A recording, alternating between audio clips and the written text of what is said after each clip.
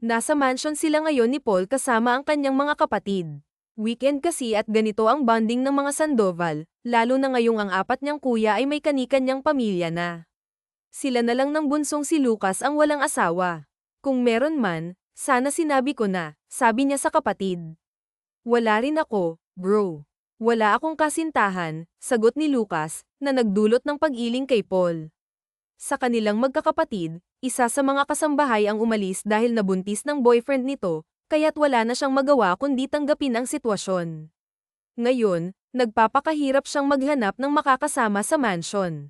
Si Mrs. Wala ring mare-recommend, sabi ni Tyler sa kapatid.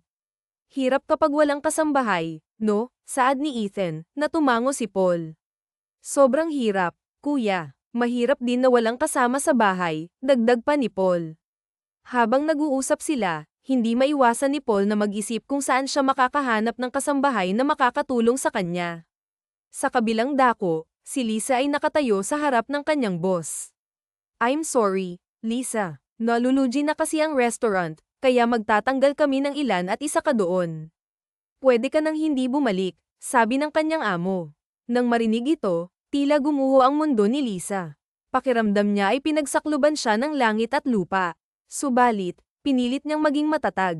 Ngumiti siya sa kanyang amo at nagsalita, sige po, ma'am. Salamat po, bago tinalikuran ang ginang. Mabigat ang bawat hakbang niya pauwi, pakiramdam niya ay matutumba siya anumang oras.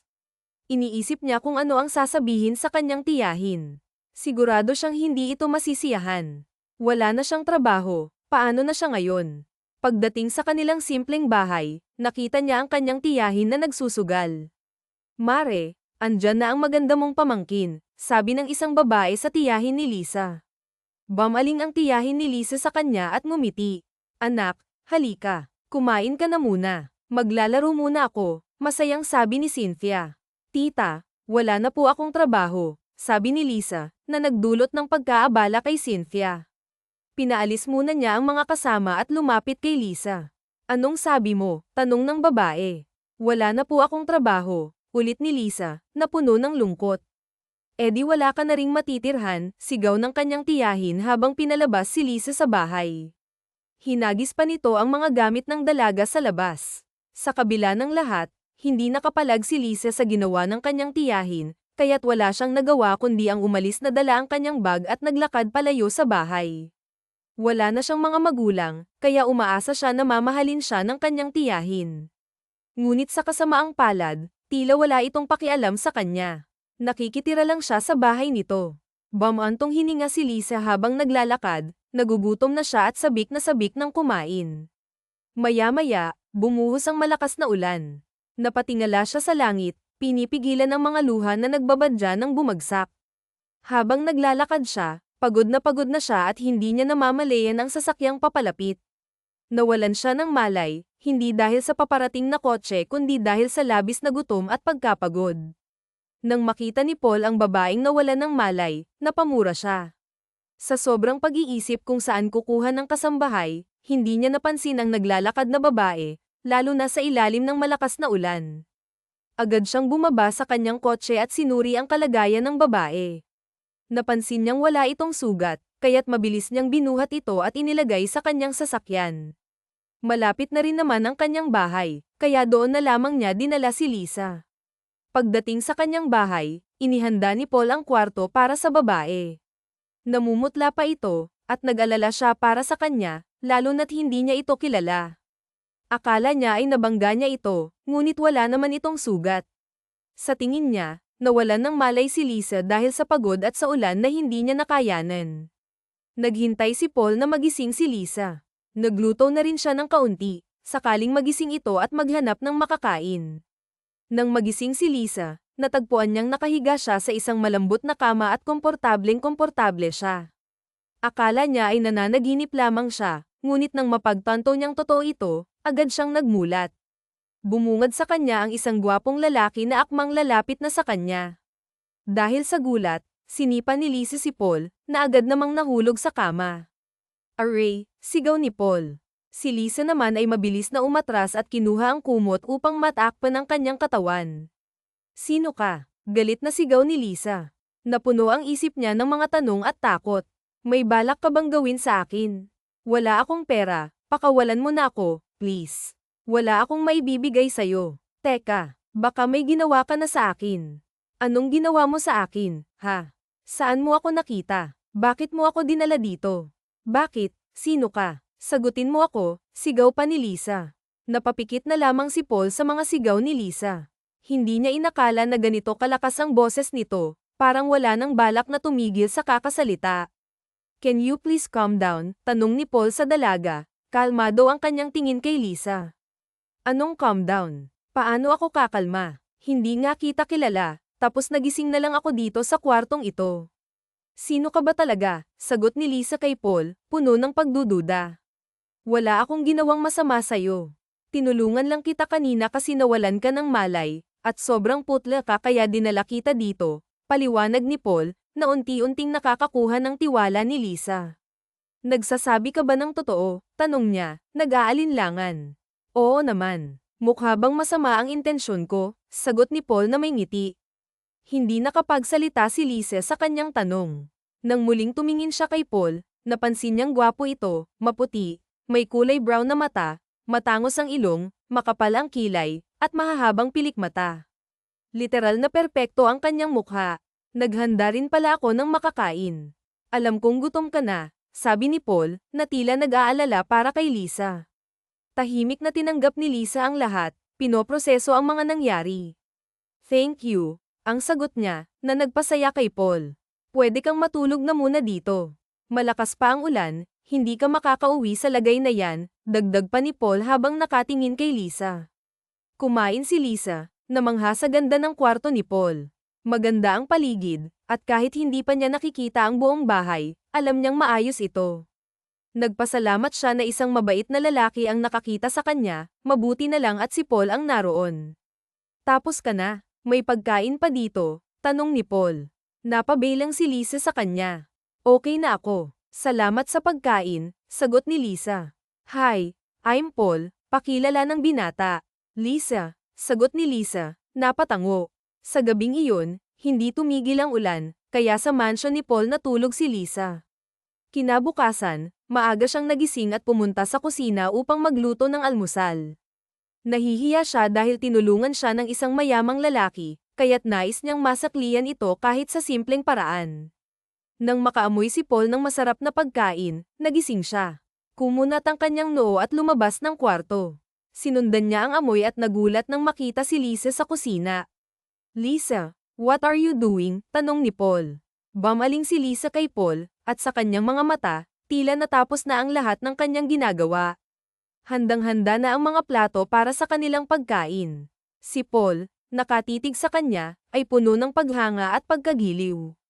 Ay, tapos na pala ang mga ginagawa ko at nahanda na ang mga plato para makakain tayo, sabi ni Paul, ang boses niyang puno ng saya.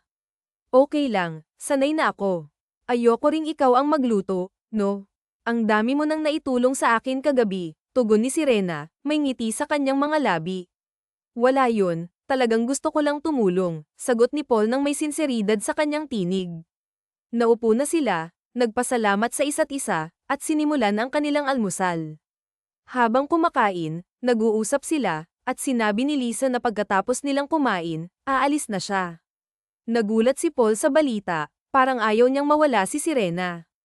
Napagtanto ni Lisa na wala siyang matutuluyan, dahil pinalayas na siya ng kanyang sahing. Wala na siyang mauuwian. Bumaling siya kay Paul, nag-aalangan. Ayaw niyang makaabala sa lalaki, kaya hindi niya sinabi ang kanyang kalagayan. Inayos na ni Sirena ang kanyang mga gamit at nagpaalam na maayos kay Paul, akmang aalis na siya nang biglang may sumulpot na 5 lalaki. Napatingin si Sirena sa mga gwapo sa kanyang harapan, at napakunot ang kanyang noo dahil pamilyar ang mga mukha ng mga ito. Nagkatinginan ng 5 Sandoval nang makita ang isang magandang babae sa mansyon ng kanilang kapatid. Girlfriend ka ba ng kapatid namin? Tanong ni Derek kay Sirena, na nagdulot ng pagkagulat sa kanya. Napagtanto niya na mga kapatid ito ni Paul. Anong ginagawa niyo dito? Nagtatakang tanong ni Paul nang makita ang kanyang mga kapatid. Agad na tinalunan ni Keshawn ang kapatid na si Oro, at sunod-sunod ang mga tanong tungkol kay Sirena. Ikaw may tinatago ka na pala dito. Asar ni Thorn kay Paul. Napailing si Paul, hindi makapaniwala na akala ng mga kuya niya ay si Serena ang kanyang girlfriend. Magtatanan kayo, tanong ni Quezon, na may halong biro. What are you crazy? Saad ni Paul sa kanyang kuya. Hindi kami magtatanan, wala kami, dagdag pa niya. Bakit siya nandito kung ganun? Tanong ni Ethan. Napabuntong hininga si Paul sa mga kapatid at pinaliwanag ang nangyari kanina. Napabaylang sila kay Lisa, na nakikinig lang. May matutuluyan ka ba? Tanong ni Thorn kay Serena. Dahan-dahan namang tumango si Serena, kahit wala naman talaga, kailangan niyang sabihin na meron dahil ayaw niyang makaabala sa kanila. Kailangan ko ring maging kalmado, sabi ni Serena, na nagpakita ng determinasyon. Hinatid nila si Serena sa labas. Sinabi pa nila na ihahatid nila ang dalaga, pero hindi na pumayag si Serena, nahihiya na rin sa mga tulong na ibinigay sa kanya ni Paul. Sa huli, nagpaalam si Serena sa magkakapatid at naglakad palayo sa malaking mansion, dala ang mga alaala ng kanilang mga ngiti at tawanan. Saan na ba ako pupunta ngayon? Wala naman akong mapupuntahan, bulong ni Serena sa kanyang sarili, puno ng lungkot. Si Oro, sa kabilang dako, ay hindi mawala sa isip ang dalagang natulungan niya kanina, lalo na ang mga asar ng kanyang mga kapatid tungkol kay Serena. Pumasok na rin si Paul sa trabaho, ngunit kahit anong gawin niya, hindi maalis sa kanyang isipan si Serena. Napailing siya at nagpasya na lang na mag-focus sa kanyang mga gawain, ngunit sa mga sumunod na araw, patuloy pa rin ang kanyang pag-iisip sa dalaga. Hindi alam ni Paul kung okay na ba si Serena at kung nakauwi na ba siya ng maayos. Kaya habang pauwi siya, palagi pa rin niyang naiisip si Serena. Napakunot ang noo ni Oro nang makita ang isang pamilyar na babaeng naglatag ng curtain sa tabi ng daan. Kumunat din ang noo ni Paul nang mapagtanto na si Serena iyon. Agad siyang bumaba ng kanyang sasakyan at nilapitan ang dalaga. Nagulat si Serena nang may biglang lumapit sa kanya. Nang ting-alin niya, nakita niya si Paul na nakatingin sa kanya. Bumilis ang tibok ng puso ni Serena, at agad na kinuha ni Paul ang mga gamit niya. Kahit na hindi pa niya alam kung bakit naroon si Serena, ayaw niyang umuwi ito dahil baka kung ano na namang sabihin sa kanya ng kanyang tiyahin. Sigurado siyang hindi siya masisiyahan sa kanyang tiyahin kapag nakita siya nito. Walang nagawa si Serena kundi sumunod kay Paul papunta sa kanyang kotse. Sa loob ng sasakyan, tahimik silang dalawa. Nahihiya si Serena, kaya't hindi siya nagsalita. Si Oro naman ay gustong magtanong, ngunit nagpasya na lang na gawin ito sa kanilang bahay. Pagdating nila sa mansion ni Paul, naupo sila sa sofa. Hindi ka umuwi? Tanong ni Paul kay Serena. Napabaylang si Serena sa kanya, halatang pagod. Hindi. Pinalayas ako sa amin kasi wala na akong trabaho, sabi ni Serena, na nagdulot ng pagkabigla kay Oro. Bago pa man makapagtanong si Paul, nagsalita ulit si Serena. Pinalayas ako ng sahin ko. Ako na lang kasi mag-isa, wala na ang mga magulang ko. Kaya naman sa kanya na ako nakatira. Nang malaman niyang wala na akong trabaho, pinalayas niya ako kaya wala na akong matitirahan. Bakit di mo sinabi? Tanong ni Oro, naiinis dahil sa ginawa sa kanya. Hindi siya makapaniwala na may mga tao pa ring pinalayas ang sariling pamilya, parang hindi pamilya. Pasensya na, nahihiya kasi ako at ayaw kong makaabala pa, kaya't mas minabuti kung huwag na lang sabihin. Pero nakita mo naman na ako, sagot ni Serena. Wala namang kaso sa akin. Isa pa, gusto ko rin makatulong sa'yo, sabi ni Paul. Bago pa man masabi ni Paul na ito na muna si Serena sa kanyang bahay, bigla silang nakarinig ng ingay. Nang tumingin sila, nakita nila ang mga kapatid ni Paul na nagulat din nang makita si Serena. Hoy, ikaw sabi ni Derek, at ngumisi kay Paul. Magsabi ka nga ng totoo, Paul. Girlfriend mo si Serena, ano? Tanong pa ni Thorn.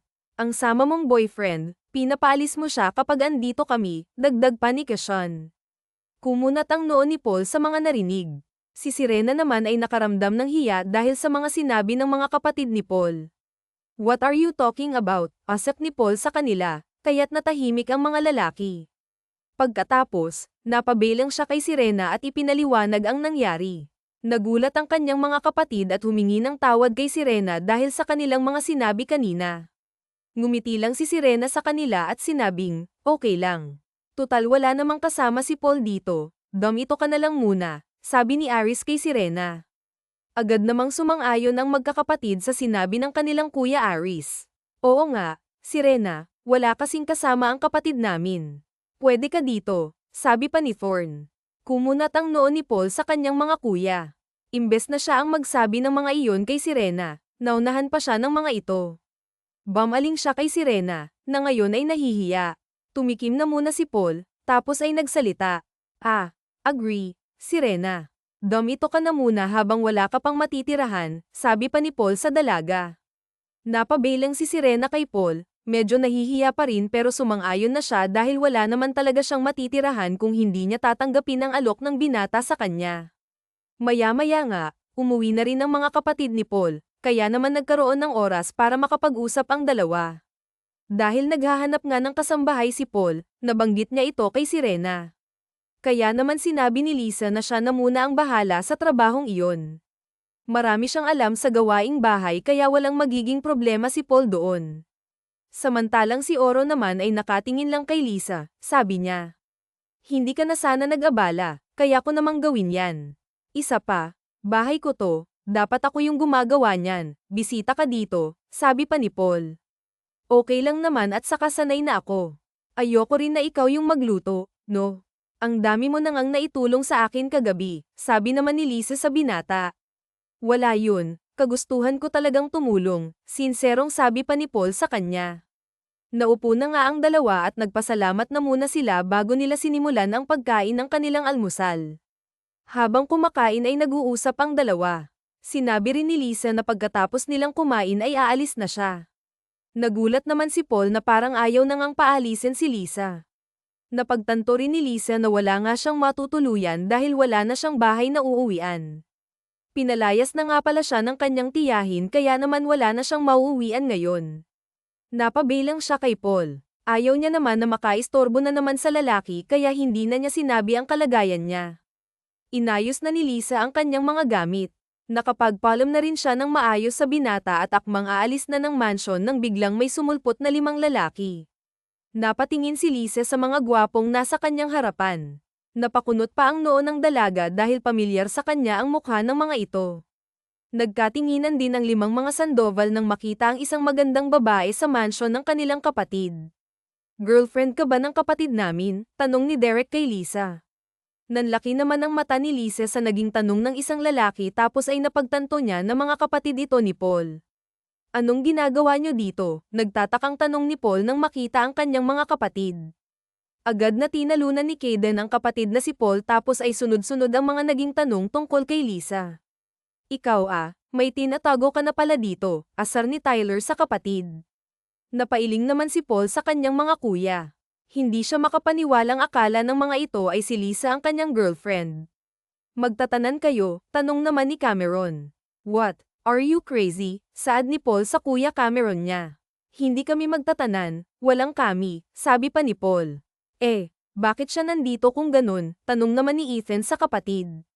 Napabuntong hininga naman si Paul sa mga kapatid tapos ay pinaliwanag sa mga kapatid ang nangyari kanina. Napabilang sila kay Lisa na nakikinig lang din. May matutuluyan ka ba? Tanong ni Tyler kay Lisa. Dahan-dahan namang tumango si Lisa sa mga Sandoval kahit na wala naman talaga. Kailangan niyang sabihin na meron dahil ayaw niyang makaabala pa sa kanila kaya naman nilinlang ni Lisa ang sarili niya. Meron po, sagot niya. Nagtanong pa ulit ang ilan tapos ay sinagot lang din naman ni Lisa. Kailangan niya rin na maging kalmado. Hinatid nila sa labas si Lisa. Sinabi pa nila na ihahatid nila ang dalaga pero hindi na pumayag si Lisa. Nahihiya na rin sa mga tulong sa kanya ni Paul. Tuluyan na ngang nagpaalam si Lisa sa magkakapatid tapos ay naglakad na palayo sa malaking mansyon. Saan na ba ako pupunta ngayon? Wala naman akong mapupuntahan, saad ni Lisa sa kanyang sarili. Si Paul naman ay hindi nawawala sa kanyang isipan ng dalagang natulungan kanina, dagdag pa ang mga asar sa kanya ng mga kapatid tungkol kay Lisa. Pumasok na rin sa trabaho si Paul at habang nasa office ay hindi man lang mawala sa kanyang isipan ang dalaga. Napailing siya at nag-focus na lang sa kanyang trabaho hanggang sa sumunod pang mga araw ay ganun pa rin ang nangyayari. Hindi kasi alam ni Paul kung okay na ba si Lisa at kung nakauwi na ba ito ng maayos sa kanilang bahay. Kaya habang pauwi si Paul ay iniisip niya pa rin si Lisa. Napakunot pa ang noo ni Paul na makitang isang pamilyar na babaeng naglatag ng curtain sa may gilid ng daan. Kumunat ang noo ni Paul nang mapagtantong si Lisa iyon. Agad na lumabas si Paul sa kanyang sasakyan para puntahan ang dalaga. Nagulat naman si Lisa nang may biglang lumapit sa kanya at nang ting-alay niyon ay nakita niya si Paul na nakatingin sa kanya. Bumilis ang tibok ng puso ni Lisa tapos ay agad na kinuha ni Paul ang mga gamit ng dalaga. Kahit na hindi niya pa naririnig kung bakit nasa daanan lang si Lisa. Dahil wala namang nahanap na matutulugan si Lisa kaya nasa daan na naman siya. Ayaw naman niyang umuwi sa kanila dahil baka kung ano na namang sabihin sa kanya ng kanyang tiyahin at sigurado din siyang hindi siya masisiyahan sa kanyang tiyahin kapag nakita siya nito. Hindi nakapalag si Lisa kay Paul kaya naman sumunod na rin ito sa kotse ng binata. Habang pauwi ay wala namang umiimik. Nahihiya si Lisa kaya naman hindi siya nagsalita. Si Paul naman ay gustong magtanong pero mamaya na lang sa kanyang bahay. Nakarating na nga sila sa mansion ni Paul at naupo sa sofa. Hindi ka umuwi? Tanong ni Paul sa dalaga. Napabaylang sa kanya si Lisa, halatang pagod ito. Hindi, pinalayas ako sa amin kasi wala na akong trabaho, sabi ni Lisa. Umawang ang labi ni Paul nang marinig ang sinabi sa kanya ng dalaga. Bago pa man makapagtanong si Paul ay nagsalita ulit si Lisa. Pinalayas ako ng tiyahin ko. Ako na lang kasi mag-isa, wala na ang mga magulang ko kaya naman sa kanya na ako nakatira. Nung nalaman niyang wala na akong trabaho, pinalayas niya ako kaya wala na akong matitirahan, sabi ni Lisa. Bakit di mo sinabi, saad ni Paul. Naiinis siya dahil bakit pinalayas si Lisa sa kanila. Hindi siya makapaniwala na may mga ganun pa rin talagang tao ngayon. Pinalayas ang sariling pamangkin, parang hindi pamilya. Pasensya na, nahihiya kasi ako at ayaw ko na rin na makaabala pa kaya naman mas minabuti kung huwag na lang sabihin pero nakita mo naman na ako, sabi pa ni Lisa. Wala namang kaso sa akin, isa pa gusto ko rin na makatulong sa'yo, saad ni Paul. Bago pa man masabi ni Paul na ito na muna ang dalaga sa kanyang bahay ay bigla naman silang nakarinig ng ingay at nang tignan ay kita nila ang mga kapatid ni Paul na nagulat din nang makita si Lisa. Hoy, ikaw saad ni Derek tapos ngumisi kay Paul. Magsabi ka nga nung totoo Paul, girlfriend mo si Lisa, ano, saad pa ni Tyler sa kanyang kapatid. Ang sama mong boyfriend, pinapaalis mo siya kapag andito kami, sabi pa ni Caden. Kumunat ang noo ni Paul sa kanyang mga narinig. Samantalang si Lisa naman ay nakaramdam ng hiya dahil sa mga narinig mula sa kapatid ni Paul. What are you talking about? Asap ni Paul sa mga ito kaya naman natahimik ang mga lalaki tapos ay napabelang sa dalawa. Sinabi naman agad ni Paul ang nangyari kaya naman nagulat ang kanyang mga kapatid at napabelang kay Lisa. Humingi sila ng pasensya dahil sa mga sinabi kanina. Ngumiti lang naman si Lisa sa mga ito at sinabing, okay lang. Tutal wala namang kasama si Paul dito, ito ka na lang muna, sabi ni Ethan sa dalaga. Agad namang sumang-ayon ang magkakapatid sa sinabi ng kanilang kuya Ethan. Oo nga Lisa, wala kasing kasama ang kapatid namin, pwede ka dito, sabi pa ni Tyler. Kumunat naman ang noo ni Paul sa kanyang mga kuya. Imbes na siya ang magsasabi ng mga iyon kay Lisa ay naunahan pa siya ng mga ito. Bumaling siya kay Lisa na ngayon ay nahihiya. Tumikim na muna si Paul tapos ay nagsalita, agree. Lisa, ito ka na muna habang wala ka pang matitirahan, sabi pa ni Paul sa dalaga. Napabelang si Lisa kay Paul, medyo nahihiya pa rin pero sumang-ayon na siya dahil wala naman talaga siyang matitirahan kung hindi niya tatanggapin ang alok ng binata sa kanya. Maya-maya nga ay umuwi na rin ang mga kapatid ni Paul kaya naman nagkaroon ng oras para makapag-usap ang dalawa. Dahil naghahanap nga ng kasambahay si Paul ay nabanggit niya ito kay Lisa kaya naman sinabi ni Lisa na siya na muna ang bahala sa trabahong iyon. Marami siyang alam sa gawaing bahay kaya walang magiging problema si Paul doon, napansin naman yun. Ni Paul, kung minsan nga ay kasama nito ang anak at asawa nila, kaya naman tuwang-tuwa si Lisa. Doon pumasok sa trabaho si Paul, at si Lisa naman ay kakatapos lang ding maglinis ng bahay. Naisipan niya naman na magluto. At sumagi sa isipan si Paul. Magluto kaya ako ng lunch niya, saad ni Lisa sa kanyang sarili. Nawili siya sa pagluluto kaya naman kumuha siya ng malalagyan yun para madala sa binata.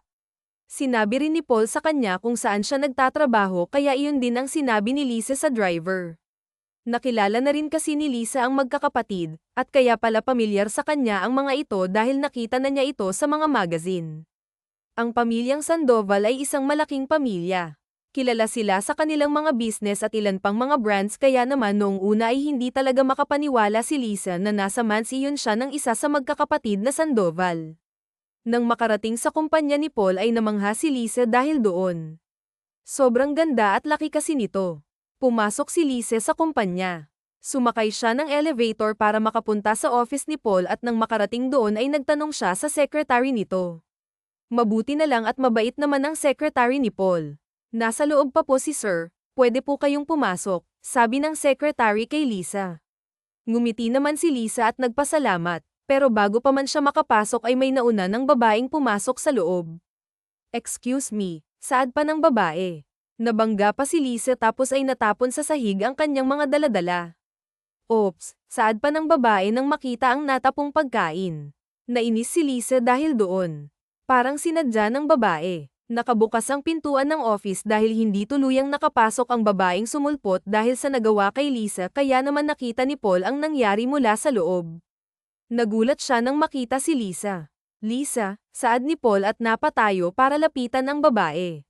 Hindi lumingon si Lisa dahil nasa pagkain ang kanyang atensyon, samantalang ang babaeng bumangga sa kanya ay nakatingin lang din. Paul, saad ng babae. Ngumiwi si Lisa nang marinig ang boses ng babae habang si Paul naman ay walang pakialam dahil na kay Lisa ang kanyang atensyon. Lisa, sana nagsabi ka na pupunta ka, sabi ni Paul at tuluyan nang lumapit kay Lisa. Nagtama ang kanilang mga mata, at ang babaeng bumangga kay Lisa ay hindi makapaniwala sa kanyang nakita. Paul, what's the meaning of this? Sabi pa ng babae.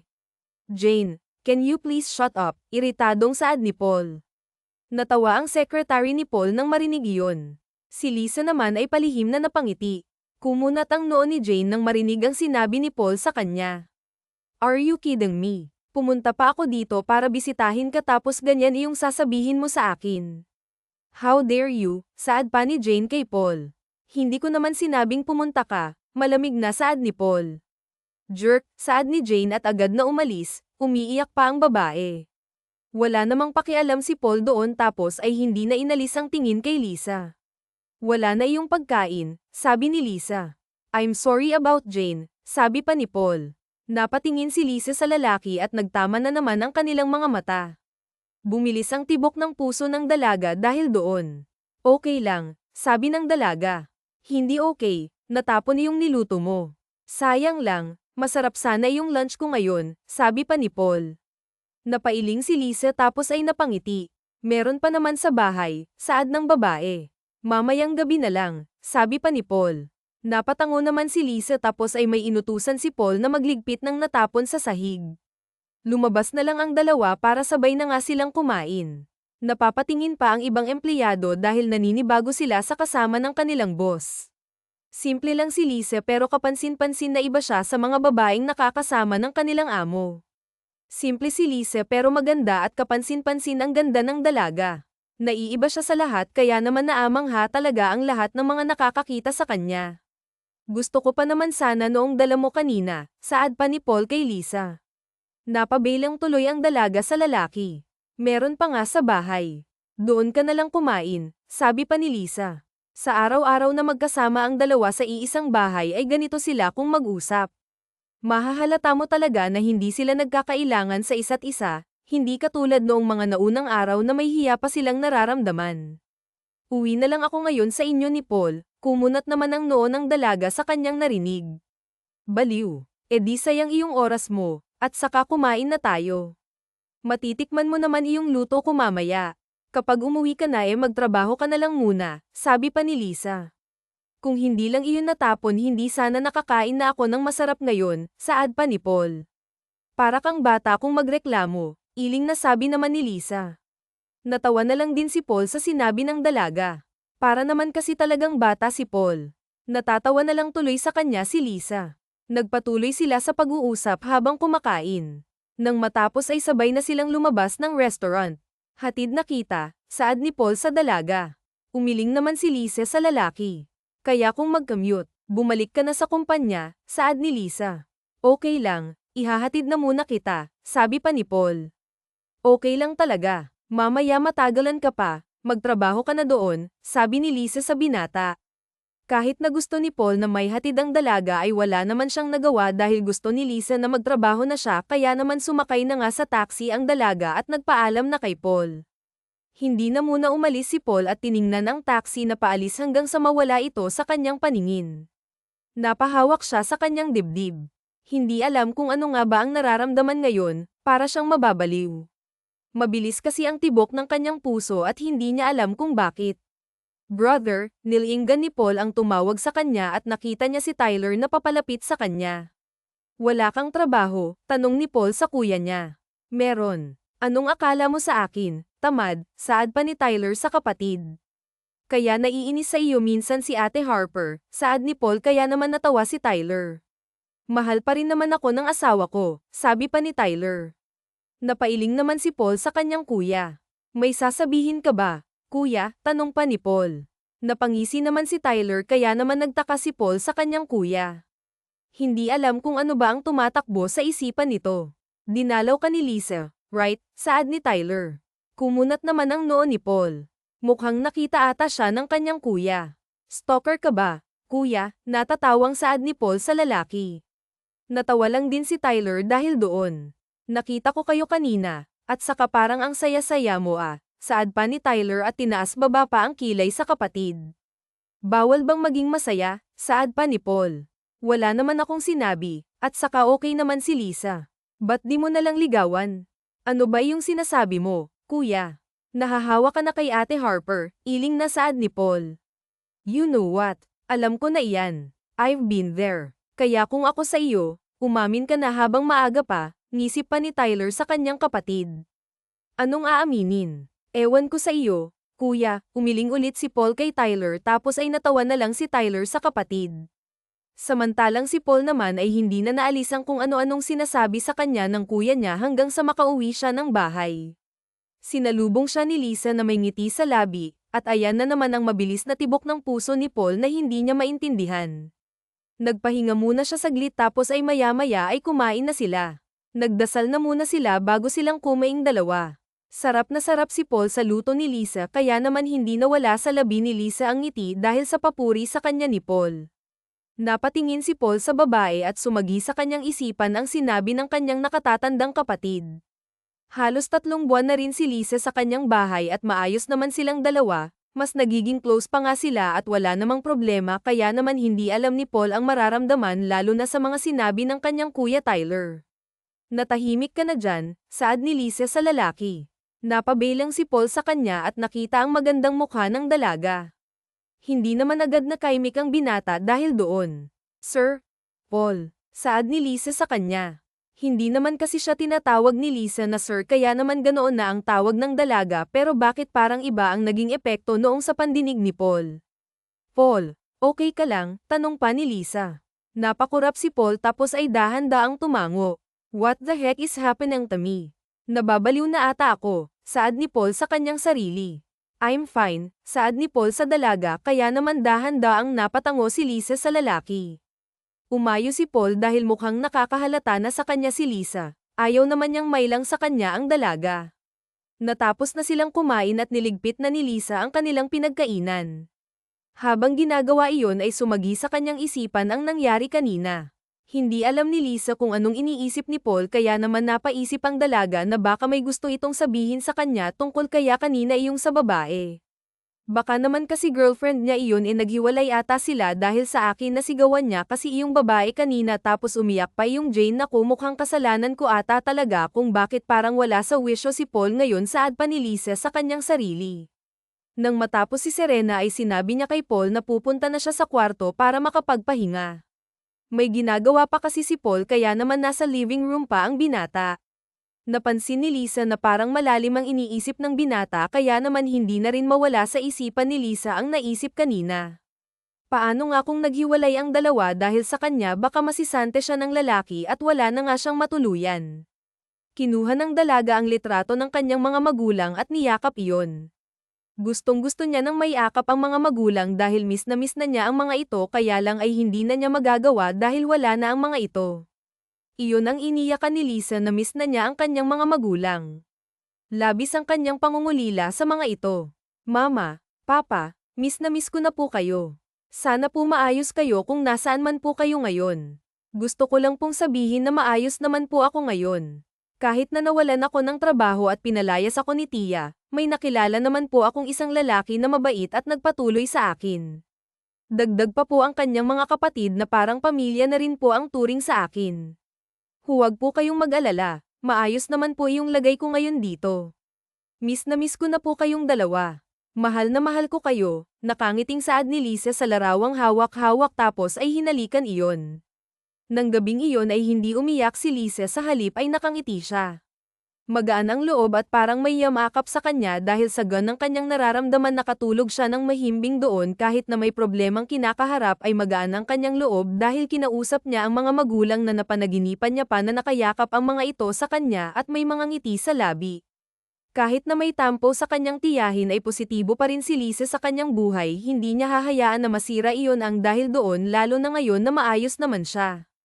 Sumagirin sa kanyang isipan si Paul na hindi nagdalawang isip na tulungan siya kaya naman nagpapasalamat siya ng lubusan sa binata pati na rin sa mga kapatid nito na sobrang bait sa kanya. Tuwang-tuwa kasi sa kanya ang mga ito. May kasambahay ka na raw, tanong ni Ginang Lo sa kanyang anak na si Paul. Hindi alam ni Paul kung sasagot ba siya na meron dahil hindi naman kasambahay ang turing niya kay Lisa. Hindi naman siya kasambahay, sabi pa ni Paul. Napakunot tuloy ang noo ni Lo Sandoval sa kanyang anak, nagtataka kung bakit iyon ang sinabi sa kanya.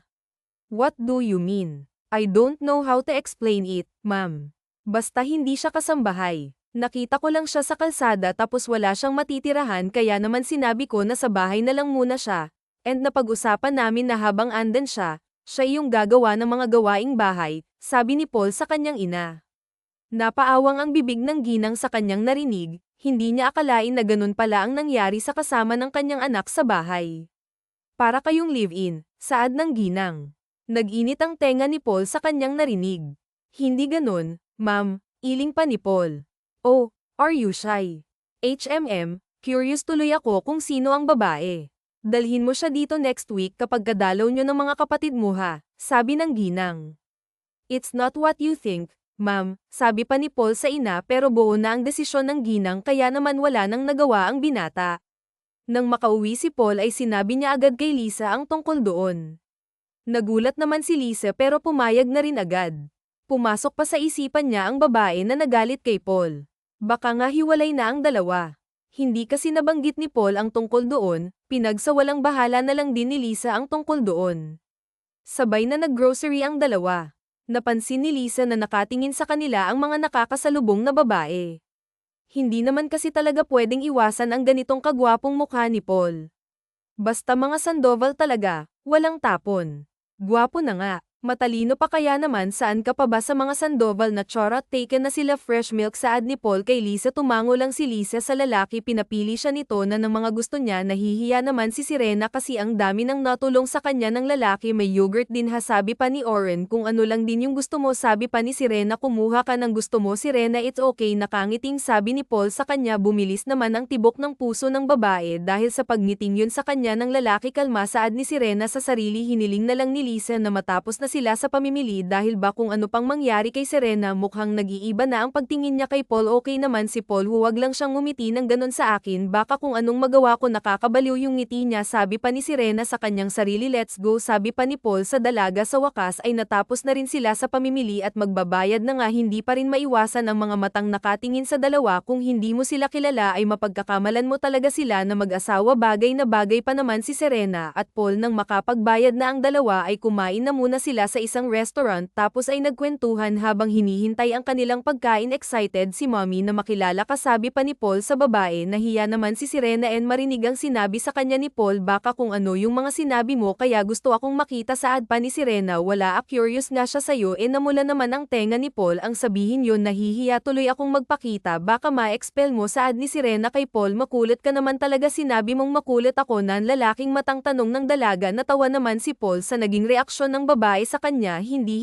nga ako nagkwento no saad pa ni Paul naku ewan ko sa'yo Paul iling pa nasambit ni Sirena sakto naman na dumating na ang kanilang pagkain kaya naman natigil sila sa pag-uusap nagdasal na muna sila bilang pasasalamat tapos ay nagsimula nang ang kumain pinagpatuloy ng dalawa ang pag-uusap habang kumakain silang dalawa kung titingnan ang dalawa ay para silang bagong kasal sa kanilang posisyon bakas na bakas din sa mga mukha nila ang sayang nararamdaman nang dumating ang araw ng pagbisita nila sa mansyon ng mga magulang ay hindi alam ni Sirena kung bakit nga ba siya kinakabahan nang makababa ng kotse ni Paul ay nakita na ni Sirena ang ilang sasakyan sa labas at ang laking mansion na nasa kanyang harapan kung malaki ang mansion ni Paul mas triple pa ata ang mansion ng mga magulang nito kumislap ang mga mata ng dalaga sa kanyang nakita hindi makapaniwala na para siyang nasa isang palasyo ngayon manghang-mangha sa kanyang nakikita let's go sabi ni Paul sa dalaga napatingin si Sirena sa lalaki at tumango dito tapos ay pumasok na nga sila sa loob kung maganda sa labas ay mas maganda naman sa loob nang makapasok na si Sirena sa loob kasama si Paul nakita ni Sirena ang mga kapatid ni Paul at ang mga pamangkin nito na naglalaro na masaya silang sinalubong ng mga ito tuwang-tuwa ang mga babae nang makita si Sirena lalo na nang makita ni Sirena ang mga magulang ni Paul hi sway you must be Sirena it's nice meeting you masayang bati ng ina ni Paul at yamakap kay Sirena ganon din naman ang ginawa ni Sirena at yamakap sa mommy ni Paul sumunod ang daddy ni Paul na nakangiti rin masaya ang puso ni Sirena dahil sa pag-welcome sa kanya ng mga magulang ni Paul ngayon lang ulit niya naramdaman ang isang buong pamilya kaya naman masayang masaya ang kanyang puso halos ayaw na siyang pakawalan ng mommy ni Paul dahil sa mga kwento nito tuwang-tuwa ang mga magulang ni Paul sa kanya I like you darling sana ikaw na yung mapang-asawa ng anak kong si Paul saad pa ang ginang nasamid naman si Sirena at ganun din si Paul kaya naman agad na uminom ng tubig ang dalawa natarantang naman ang ginang sa nangyari tapos ay nagtanong what's wrong may masama ba akong nasabi tanong pa ni Lo sa kanila na pailing na lang ang asawa nito at natawa naman ang lahat dahil doon ma'am hindi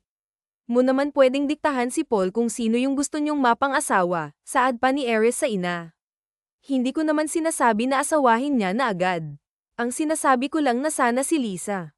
At saka malay ba natin sa mga mangyayari, sabi pa ni Luz sa kanyang anak. Hindi naman umiimik si Lisa dahil nahihiya siya sa mga naririnig. Isa pa, pakiramdam niya ay hindi naman siya magugustuhan ni Paul. Nagpatuloy ang pag-uusap nila hanggang sa naisipan na nilang magpahinga. Mabilis na lumipas ang mga araw at nagulat na lang si Lisa sa biglang pagsulpot ng tiyahin ni Paul sa bahay. Nakita ng dalaga ang kanyang tiyahin na nasa labas, at nang makita niya ito ay nagliwanag ang mukha ng ginang. Kumunat ang noo ni Lisa at agad na pinuntahan ang tiyahin.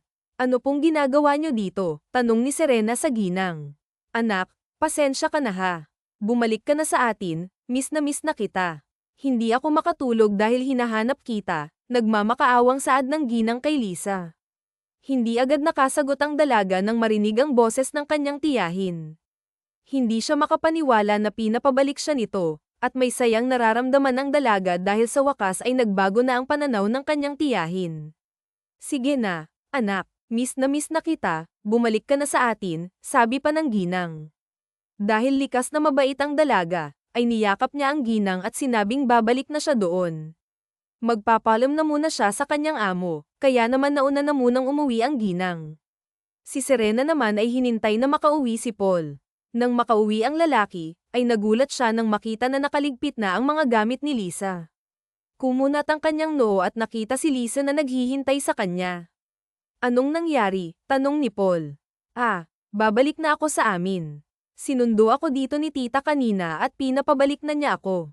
Pasensya na, pero aalis na ako. At saka salamat pala sa pagpapatuloy mo sa akin dito ha. Maraming salamat talaga, sabi ng babae habang nakatingin kay Paul.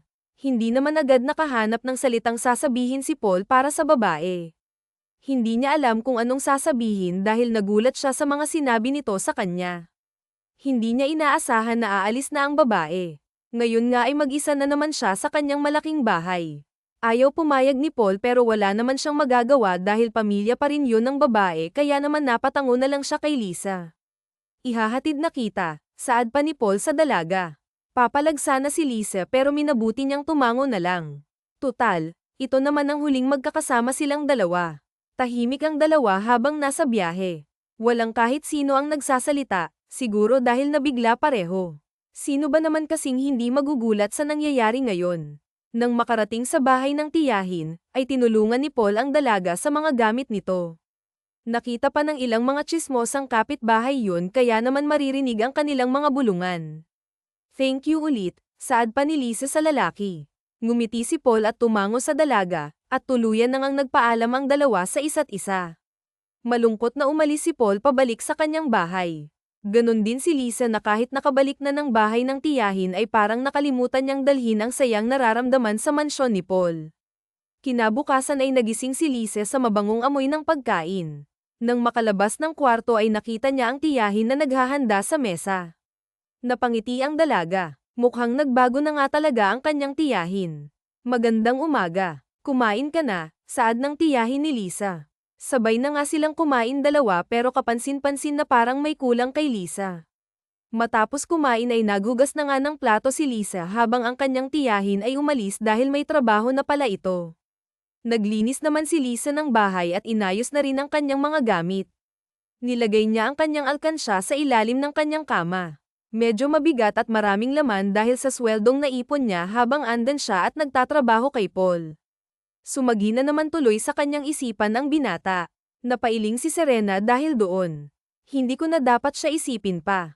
Hindi naman kasi kami bagay, sabi ni Lisa sa kanyang sarili. Samantalang sa kabilang dako naman, si Paul ay hindi mapakali sa kanyang opisina. Simula nang umalis sa kanyang bahay si Lisa ay hindi na niya alam kung ano ang gagawin niya.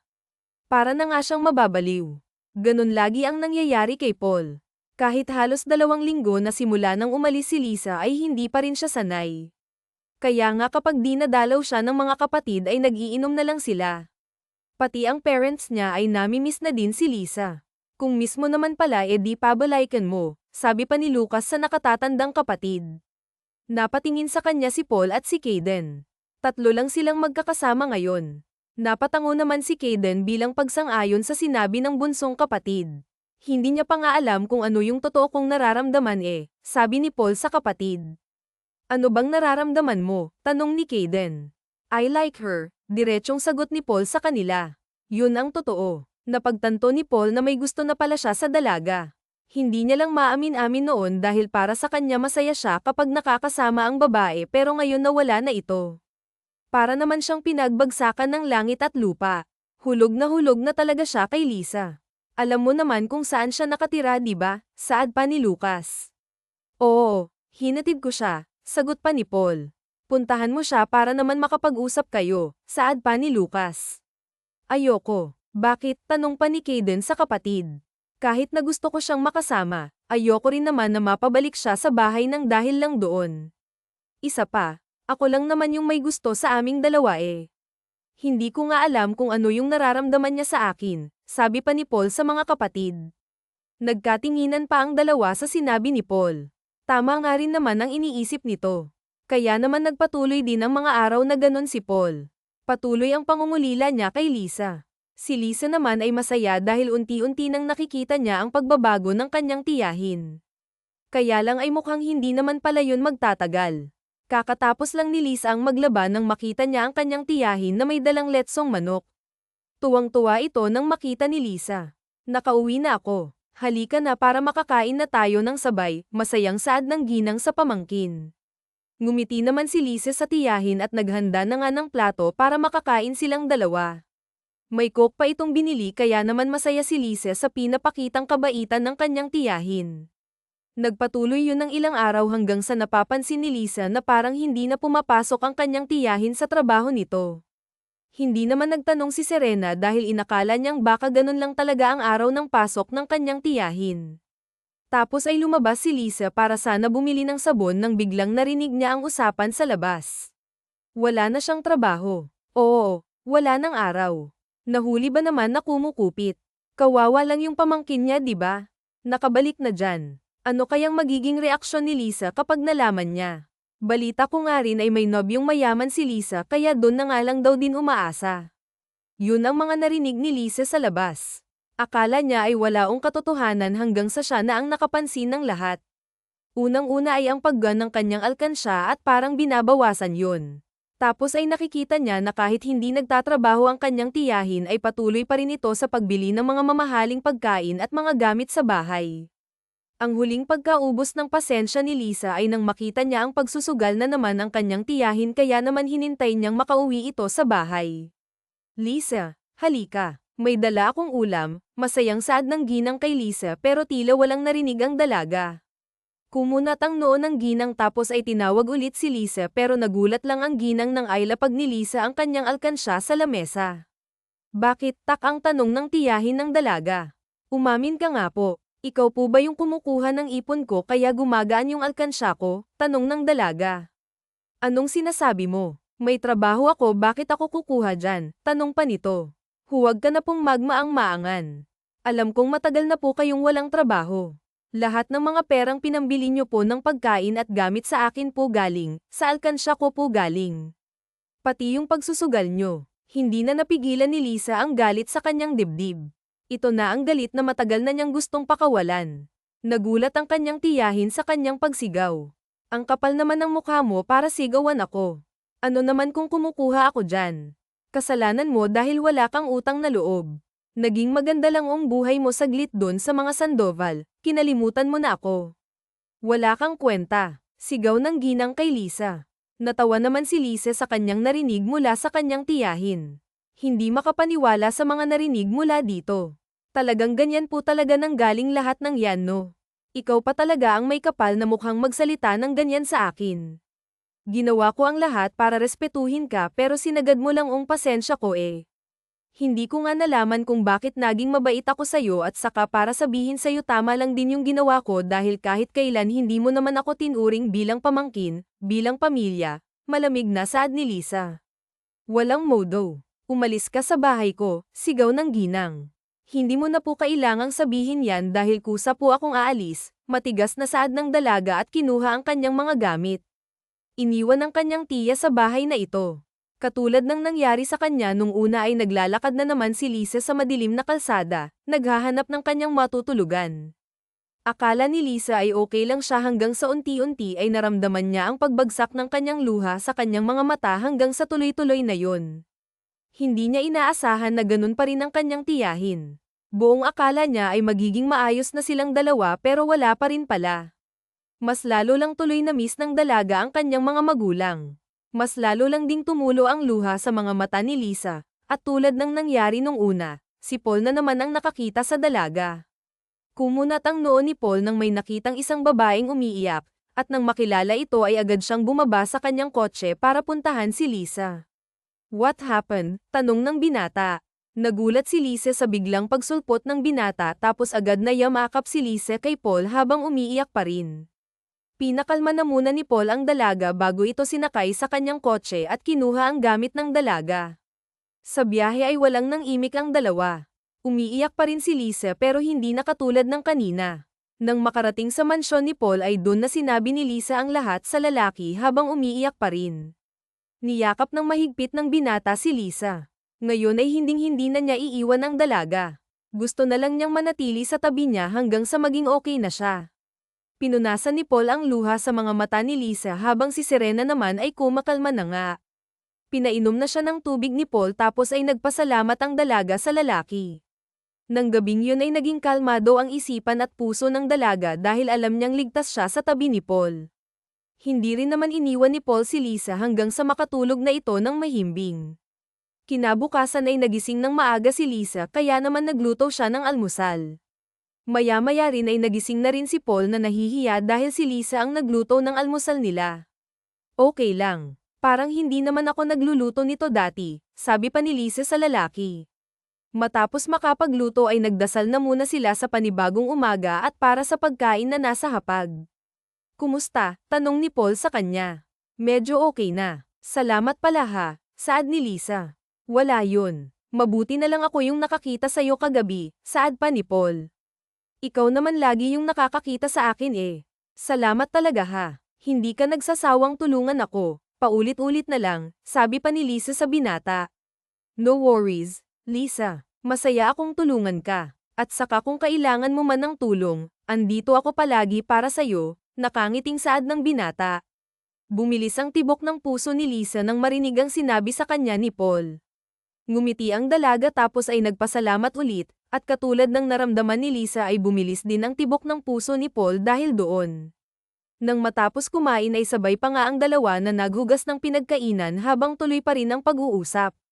Napatigil lang nang bigla silang makarinig ng ingay sa labas, at dahil sa ingay na yun alam na ng dalawa na mga kapatid yun ni Paul. Sinabi mo na sa kanila, tanong ni Serena sa lalaki. Agad namang umiling si Paul sa kanya. Hindi pa. Teka, dito ka muna, sabi ni Paul kay Lisa at iniwan ang babae sa kusina. Tumango naman siya. Lumabas si Paul at sinalubong ang mga kapatid na nagulat dahil mukhang masaya ang kapatid nilang si Paul. Anong nangyari? Mukhang masaya ka, saad pa ni Caden sa kapatid. Oo nga, parang kahapon sinasabi mong miss na miss mo na si Serena tapos ngayon ngumingiti ka na dyan, sabi pa ni Tyler. Napapikit si Paul sa kanyang narinig na paniguradong narinig ni Lisa lahat ng sinabi ng mga kapatid niya. Bakit di ka makapagsalita? May tinatago ka ba? Tanong pa ni Derek. Umiling naman si Paul dito pero hindi naniniwala ang kanyang mga kapatid sa kanya. May babae ka bang tinatago? Akala ko ba si Lisa yung gusto mo kuya? Sabi pa ni Lucas. I can't believe you, Paul. May ibang babae kang dinala bukod kay Lisa, sabi pa ni Ethan. Napasapaw sa noo ang lalaki sa kanyang mga narinig sa mga kapatid. Wala na bulgar na siya ngayon. Alam na ni Serena ang lahat. Narinig niya na lahat ang mga sinabi ng kapatid ni Paul. Si Lisa naman ay namumula sa kusina. Hindi makapaniwala na may gusto pala sa kanya si Paul. Kung ganun ay parehas pala silang nararamdamang dalawa. Aha, saad ni Lucas nang makita si Serena. Kaya lang ay hindi natuloy ang sinabi ng mapagtantong si Lisa yun. Sabay-sabay na nanlaki ang mga mata ng mga magkakapatid nang makita si Lisa. Pumiti si Lisa sa kanila at kumaway. Samantalang si Paul naman ay nakatingin lang din sa kanyang mga kapatid na kung ano-ano ang sinabi kanina. Lisa, saad ni Tyler sa babae. Hi Kuya Tyler, bati pa ng dalaga at kumaway. Napakurap pa ang magkakapatid halatang gulat na gulat kay Lisa. The heck, Paul, bakit di mo sinabi? Saad pa ni Ethan. Paano ako makakapagsalita para kayong mga bubuyog lahat? Saad pa ng binata sa mga kapatid. Napailing sila at agad na lumapit kay Lisa para mangumusta. Nakalimutan saglit ni Lisa ang mga nalaman kanina dahil sa pakikipag-usap ng mga kapatid ni Paul. Sinabi niya rin sa mga ito ang nangyari sa kanya at hindi maipagkakaila ang galit sa mukha ng mga lalaki nang marinig ang sinabi ni Lisa tungkol sa tiyahin nito. Si Paul naman ay nakikinig lang sa kanila dahil una lang nakwento sa kanya ni Lisa ang lahat. Hindi nga lang nawala ang inis niya dahil sa ginawa kay Lisa. Kung ano-ano pang pumasok sa isip ni Paul. Dagdag pa ang nangyari kanina talagang nalaman na ni Lisa ang nararamdaman niya. Sigurado si Paul na narinig yun lahat ni Lisa. Sa paglipas ng mga araw ay mas naging close pa ang dalawa. Kahit na alam na ni Lisa ang nararamdaman sa kanya ni Paul ay hindi yun naging hadlang sa kanilang dalawa. Hindi man lang nakaramdam ng ilang si Lisa. Ganun siguro kapag komportable ka na talaga sa isang tao. Bagay na bagay talaga kayo ni Paul, kinikilig na sabi ni Esme kay Lisa. True, kapag may baby kayo super cute siguro, sabi naman ni Serafina. Namula si Lisa sa kanyang narinig sa mga babae. Hindi niya pa naiisip ang bagay na yun. Hindi pa nga sila nagkakaaminan tapos nasa isip na ng mga kapatid niya ay ang baby nila. Napatingin tuloy si Serena kay Paul na karga ang pamangkin. Mukhang gusto na atang magka-baby. Agad na umiwas ng tingin si Lisa nang mapansin na parang titingin sa kanya ang lalaki. He's looking at you, tili ni Talia kay Lisa kaya naman sabay-sabay ring napatili ang mga babae. Samantalang si Lisa naman ay nahihiya. Namula tuloy ang kanyang mukha. Hoy, kinikilig, saad pa ni Serafina. Hindi kaya, sabi ni Lisa sa mga babae. Sus. Normal lang yan, nakangiting sabi pa ni Harper. Napailing ang dalaga sa mga kaibigan. Mukhang mabubuking sila dahil sa ingay ng mga ito. Sobrang pula, halatang kinikilig talaga, asar pa ni Esme. Hindi nagsalita si Serena sa mga kaibigan at uminom na lang ng red wine. Nagpatuloy sila sa pagkukwentuhan at tawanan hanggang sa makaramdam na nga sila ng pagod. Natulog si Serena katabi si Paul. Ang lalaki pa nga ang naghatid sa babae dahil inaantok na ang dalaga dahil na rin siguro sa nainom na red wine kanina. Inayos ni Paul ang kumot ni Lisa at hinayaan na itong matulog ng mahimbing. Mabilis na lumipas ang mga araw. Ngayon ay death anniversary ng mga magulang ni Lisa kaya naman dumalaw sila kanina sa kanyang mga magulang. Tapos ngayon nga ay nasa isa silang restaurant para kumain. Maya-maya ay namatay ang ilaw kaya naman nagulat si Lisa pero agad ding bumalik tapos ay napatingin si Lisa kay Paul na may hawak ng flowers. Bumilis ang tibok ng puso ng babae nang makita yun. Alam kong nahalata mo na pero gusto ko lang ding sabihin sa'yo na gustong-gusto kita Lisa kaya naman grabe na lang yung pagprotekta ko sa'yo. Gusto ko yung pagngiti mo at pagtawa mo at kung paano mo ako tignan. Gustong-gusto ko lahat sa'yo, pag-amin ni Paul sa babae. Mas lalo lang bumilis ang tibok ng puso ng dalaga tapos ay hinawakan ng kamay ni Paul. Gusto din kita Paul, matagal na. Gustong-gusto din kita, nakangiting saad niya sa lalaki. Niyakap ni Paul si Lisa sa labis na tuwa. Nang araw na iyon ay nalaman din ng pamilyang Sandoval ang tungkol sa dalawa at labis ang tuwang naramdaman nila para kay Lisa at Paul. Hello po, andito po kami ulit, saad ni Paul sa puntod ng mga magulang ni Lisa. Magkahawak ang kamay ng dalawa. Dinalaw na naman nila ang mga magulang ni Lisa. Sabi ko po sa inyo babalik po kami dito na kami na so kapag bumalik po ulit kami dito kasal na po kami, sabi pa ni Paul. Namula ang pisngi ng babae nang marinig ang sinabi ni Paul. Kinausap mo na sila, saad ni Lisa. Oo, nung death anniversary nila, proud na sabi pa ni Paul kay Lisa. Hindi naman makapaniwala ang babae kaya naman pala natagalan sa pagbalik ang lalaki dahil kinausap pa pala nito ang mga magulang ni Lisa. Thank you po sa inyo. Huwag po kayong mag-alala. Ako pong bahala kay Lisa. Aalagaan ko po siya, nakangiting saad ni Paul at ngumiti sa nobya. Hinalikan niya ito sa labi at tumugon naman ang babae sa halik ng kasintahan. I love you, saad ni Lisa sa kasintahan. I love you more, nakangiting saad pa ni Paul sa girlfriend. Sa bawat araw na magkasama sila ay mas lalo lamang pinaparamdam ang kanilang pagmamahal sa isa't isa. Ramdam na ramdam yun ng mga taong nakapaligid sa dalawa. Ano kaya magandang pangalan ng baby? Tanong ni Serena kay Paul. Nagulat tuloy sa kanya ang boyfriend at napabangon. Ha? Tanong ni Paul. Natawa si Serena sa reaksyon ng nobyo. Hindi pa ako buntis, sabi naman ni Lisa. Napahiga tuloy ulit si Paul kaya naman mas lalo lang natawa ang babae sa boyfriend. Napagtanto na gusto na nga talagang magkapamilya ng lalaki. Gusto na rin naman na ni Lisa dahil sa puntong ito alam niyang si Paul na ang lalaking makakasama niya habang buhay. Kinabukasan ay nagising si Lisa na parang tahimik ang buong bahay. Hindi niya alam kung bakit hindi naman kasi ganito kapag nagigising siya parang may kung anong nangyari lalo na nang mapansin niyang wala na si Paul sa kanyang tabi nang siya ay magising. Kumunat ang noo ni Lisa at agad na bumangon tapos ay bumabawala naman kung ano sa baba at hindi niya talaga nakita si Paul kaya naman nagtaka ang babae lalabas na sana siya nang bigla siyang may narinig sa likod ng bahay sa may pool area bumukas ang TV kaya naman nagulat si Serena lalo na nang makita ang nobyo doon. Hi love I know nagulat ka na makita mong wala na ako sa tabi mo andito lang ako sa likod naghahanda hindi ka pa naman sanay na magising na hindi ako katabi diba?